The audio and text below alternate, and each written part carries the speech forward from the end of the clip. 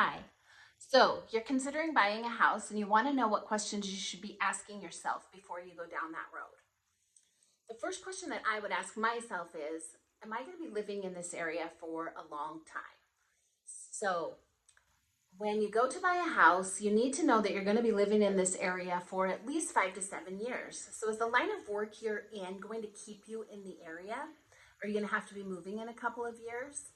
Do you have family in the area that you would like to stay close to? These are all good reasons that you may wish to buy a house. Because I think with the real estate market fluctuations, it can happen. Usually, markets increase over time, but I have seen markets in the not too distant past that the prices went down and continued to fall for a time period. So people that bought their houses, say in 2005, 6, 7, when they went to sell in 2009, 10, 11, they were not in a positive position. So if you're in your home for 5 to 7 years, you can likely come back from any kind of a market fluctuation. Of course, there are always exceptions to every rule, but that's what I would be considering when thinking about timelines in which I want to stay in a certain area. Question number two I would ask myself is, how much can I afford? So how much can you afford for not only just a house payment, but you have to think of things like property taxes, insurance, maintenance of your home, and all the utilities. If you're paying rent somewhere right now, you know what your rent is, but do you know what that rent covers? And what kinds of things would you be responsible for when you buy your house? So those are all considerations you need to make in moving forward. The third thing I would ask myself if I'm considering buying a house is, do I have adequate savings for the process? So, of course, people always think about down payment, and often people will think about, oh, I have to have 20% down to buy a home.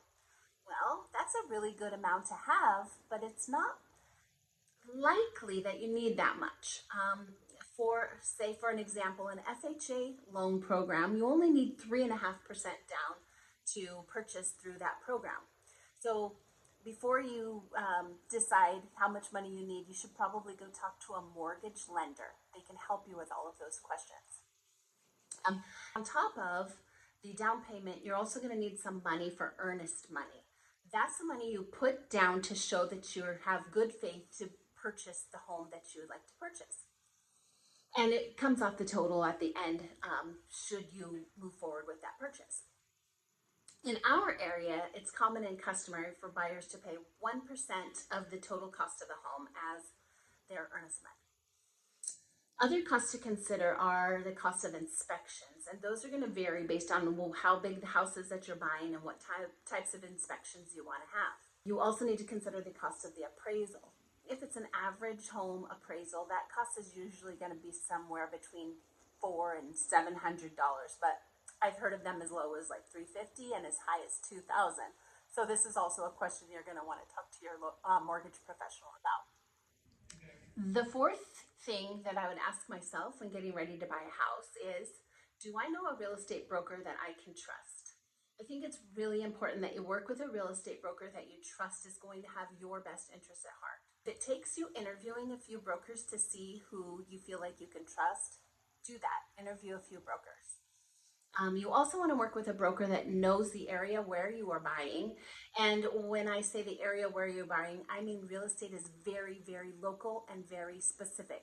So if you are moving from one state to another, make sure you talk to a broker that knows the micro area that you're going to be purchasing. So if you're moving to Oregon and you are working with a broker from Portland, that might not be the best solution for you. If you are going to be living in Portland, that's great. But if you're going to be living in a small community outside of Portland, you should look for a real estate broker that knows that area well. They will be able to tell you the things that a Portland broker might not be able to tell you about that area. Also, you want to know that the broker you're working with has enough experience that they can help you through situations, because you don't know what's going to be coming up during that real estate transaction, and you want somebody that can help you through any type of situation. And then you also want to know that you can trust that broker and know that they are going to be doing everything they can to help you, that they're not just there for the paycheck. Okay, if you have any other questions, drop a comment below and let me know if there's anything else that I can answer for you.